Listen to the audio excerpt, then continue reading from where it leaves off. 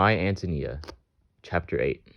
While the autumn color was growing pale on the grass and cornfields, things went badly with our friends, the Russians. Peter told his troubles to Mr. Shimerda. He was unable to meet a note which fell due on the 1st of November, had to pay an exorbitant bonus on renewing it, and to give a mortgage on his pigs and horses and even his milk cow. His creditor was Wick Cutter, the merciless Black Hawk moneylender, a man of evil name throughout the county, of whom I shall have more to say later. Peter could give no clear account of his transactions with Cutter. He only knew that he had first borrowed $200, then another 100, then 50, that each time a bonus was added to the principal, and the debt grew faster than any crop he planted. Now everything was plastered with mortgages. Soon after, Peter renewed his note. Pavel strained himself lifting timbers for a new barn, and fell over among the shavings with such a gush of blood from the lungs that his fellow workmen thought he would die on the spot. They hauled him and put him into his bed, and there he lay, very ill indeed. Misfortune seemed to settle like a little evil bird on the roof of the log house, and to flap its wings there, warning humans away. The Russians had such bad luck that people were afraid of them and liked to put them out of mind. One afternoon, Antonia and her father came over to our house to get buttermilk and lingered, as they usually did, until the sun was low. Just as they were leaving, Russian Peter drove up. Pavel was very bad, he said, and wanted to talk to Mr. Shimerda and his daughter. He had come to fetch them. When Antonia and her father got into a wagon, I entered, and I entreated grandmother to let me go with them. I would gladly go without my supper. I would sleep in the Shimerda's barn and run home in the morning. My plan must have seemed very foolish to her, but she was often large-minded about humoring the desires of other people. She asked Peter to wait a moment, and when she came back from the kitchen, she brought a bag of sandwiches and donuts for us. Mr. Shimerda and Peter were on the front seat. Antonia and I sat in the straw behind and ate our lunch as we bumped along. After the sun sank, a cold wind sprang up and moaned over the prairie. If this turn in the weather had come sooner, I should not have gotten away. We burrowed down in the straw and curled up close together, watching the angry red die out of the west, and the stars began to shine in the clear, windy sky. Peter kept sighing and groaning. Tony whispered to me that he was afraid Pavel would never get well. We lay still and did not talk. Up there the stars grew magnificently bright, though we had not come from such different parts of the world. In both of us there was some dusky superstition that thought that those shining groups have their influence upon what is and what is to be. Perhaps Russian Peter, come from farther away than any of us, had brought from his land to such belief. The little house on the hillside was so much of the color of the night that we could not see it as we came up the draw. The ruddy windows guided us. The light from the kitchen stove, there was no lamp burning. We entered softly. The man in the wide bed seemed to be asleep. Tony and I sat down on the bench by the wall and leaned our arms on the table in front of us. The firelight flickered on the hewn logs that supported the thatch overhead. Pavel made a rasping sound when he breathed, and he kept moaning. We waited. The wind shook the doors and the windows impatiently, then swept on again, singing through the big spaces. Each gust as it bore down rattled the panes and swelled off like the others. They made me think of defeated armies retreating, or of ghosts who were trying to desperately get in for shelter. And then they went on moaning. Presently, in one of those sobbing intervals between the blasts, the coyotes tuned up with their whining howl, 1, 2, 3, then all together, to tell us that the winter was coming. This sound brought on answer from the bed, a long complaining cry, as if Pavel were having bad dreams, or we were waking to some old misery. Peter listened, but did not stir. He was sitting on the floor by the kitchen stove. The coyotes broke out again, yap, yap, yap, and the high whine. Pavel called for something and struggled up on his elbow. "He is scared of the wolves," Antonia whispered to me. In his country there are very many, and they eat men and women. We slid closer together along the bench. I could not take my eyes off the man in the bed. His shirt was hanging open, and his emaciated chest, covered with yellow bristle, rose and fell horribly. He began to cough. Peter shuffled to his feet, caught up the tea kettle, and mixed him some hot water and whiskey. The sharp smell of spirits went through the room. Pavel snatched the cup and drank, then made Peter give him the bottle and slipped it under his pillow, grinning disagreeably as if he had outwitted someone. His eyes followed Peter about the room, and with a contemptuous, unfriendly expression, it seemed to me that he despised him for being so simple and docile. Presently, Pavel began to talk to Shimurda scarcely above a whisper. He was telling a long story as he went on. Antonia took my hand under the table and held it tight. She leaned forward and strained her ears to hear him. He grew more and more excited and kept pointing all around his bed as if there were things there, and he wanted Mr. Shimurda to see them. "It's wolves, Jimmy," Antonia whispered. "It's wolves, what he says." The sick man raged and shook his fist. He seemed to be cursing people who had wronged him. Mr. Shimurda caught him by the shoulders, but could hardly hold him in the bed. At last he was shut off by the coughing fit, which fairly choked him. He pulled a cloth from under his pillow and held it to his mouth. Quickly it was covered with bright red spots. I thought I had never seen any blood so bright.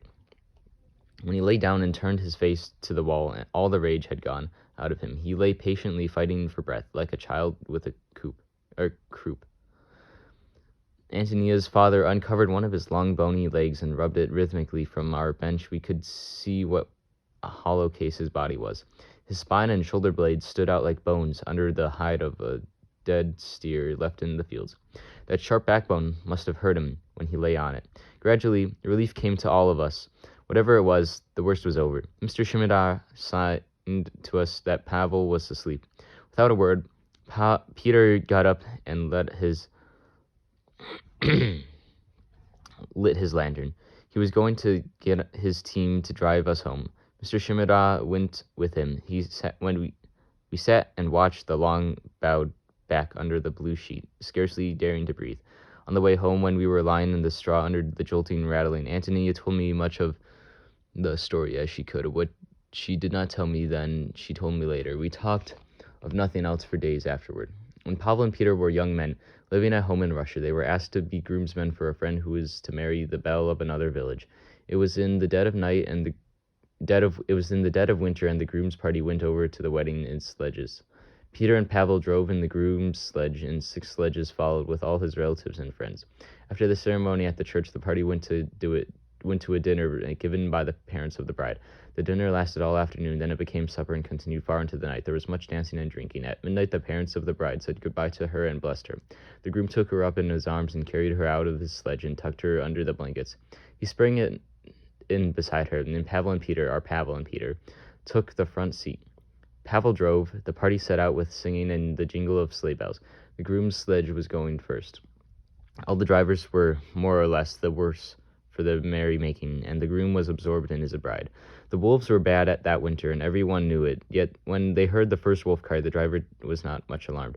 They had too much good food and drink inside of them. The first howls were taken up and echoed with quickening repetition.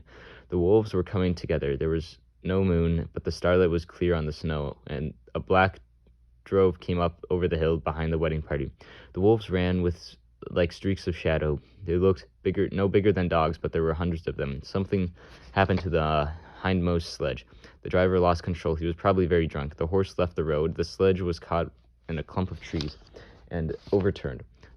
Occupants rolled out over the snow, and the fleetest of the wolves sprang upon them. Shrieks that followed made everybody sober. The drivers stood up and lashed their horses. The grooms had the best team, and his sledge was the lightest. All the others carried from 6 to a dozen people. Another driver lost control. The screams of the horses were more terrible to hear than the cries of the men and women. Nothing seemed to check the wolves. It was hard to tell what was happening in the rear, and the people who were falling behind shrieked as piteously as those who were already lost. The little bride hid her face on the groom's shoulder and sobbed. Pavel sat still and watched his horses. The road was clear and white, and the groom's 3 blacks went like the wind. It was only necessary to be calm and to guide them carefully. At length, as they breasted along a hill, Peter rose cautiously and looked back. "There are only 3 sledges left," he whispered. "And the wolves?" Pavel asked. Enough for all of us." Pavel reached the brow of the hill, but only 2 sledges followed him down the other side. In that moment, on the hilltop, they saw behind them a whirling black group on the snow.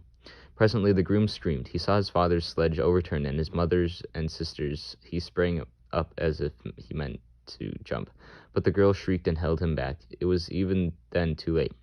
The black ground shadows were already crowding over the heap in the road. One horse ran out across the field, his harness hanging to him, wolves at his heels. But the groom's movement had given Pavel an idea. They were within a mile of their village now. The only sledge left out of the 6 was not very far behind. The Pavel's middle horse was failing.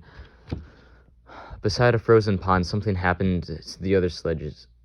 Peter saw it plainly. 3 big wolves got abreast of the horses, and the horses went crazy. They tried to jump over each other, got tangled up in the harnesses, and overturned the sledge. When the shrieking behind them died away, Pavel realized that he was alone upon the familiar road. "They still come?"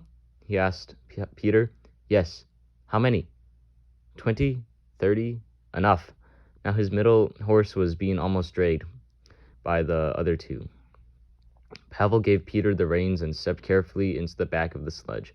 He called to the groom that they must lighten and pointed to the bride. The young man cursed him and held her tighter. Pavel tried to drag her away in the struggle. The groom rose. Pavel knocked him over the side of the sledge, threw the girl after him. He said he never remembered exactly how he did it or what happened afterward. Peter, crouching in the front seat, saw nothing. The first thing either of them noticed was the new sound that broke into the clear air. Louder than they had ever heard it before, the bell of the monastery of their own village, ringing for early prayers. Pavel and Peter drove into the village alone, and they had been alone ever since. They were run out of their village. Pavel's own mother would not look at him. They went away to the strange towns, but when people learned where they came from, they were always asked if they knew who the 2 men who had fed the bride to the wolves.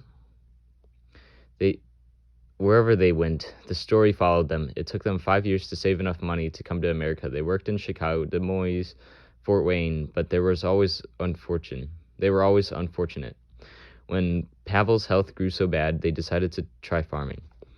Pavel died a few days after he unburdened his mind to the Mr. Shimerda and was buried in the Norwegian graveyard. Peter sold off everything and left the country. Went to be a cook in the railway construction camp where gangs of Russians were employed. At his sale, we bought Peter's wheelbarrow and some of his harnesses. During the auction, he went about his head down and never lifted his eyes. He seemed not to care about anything. The Black Hawk moneylender who held mortgages on Peter's livestock was there, and he bought in the sale notes at about 50 cents on the dollar. Everyone said Peter kissed the cow before she was led away by her new owner. I did not see him do it, but this I know. After all, his furniture and his cook stove and pots and pans had been hauled off by the purchasers.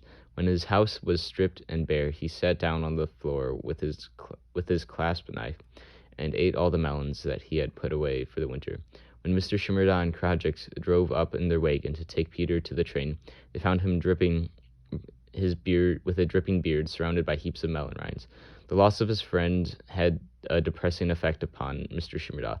When he was out hunting, he used to go into an empty log house and sit there, brooding. This cabin was his hermitage, until the winter railways penned him up in his cave.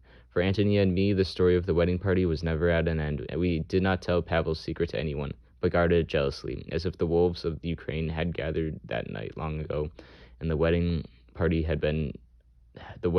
been sacrificed to give us a painful and peculiar pleasure.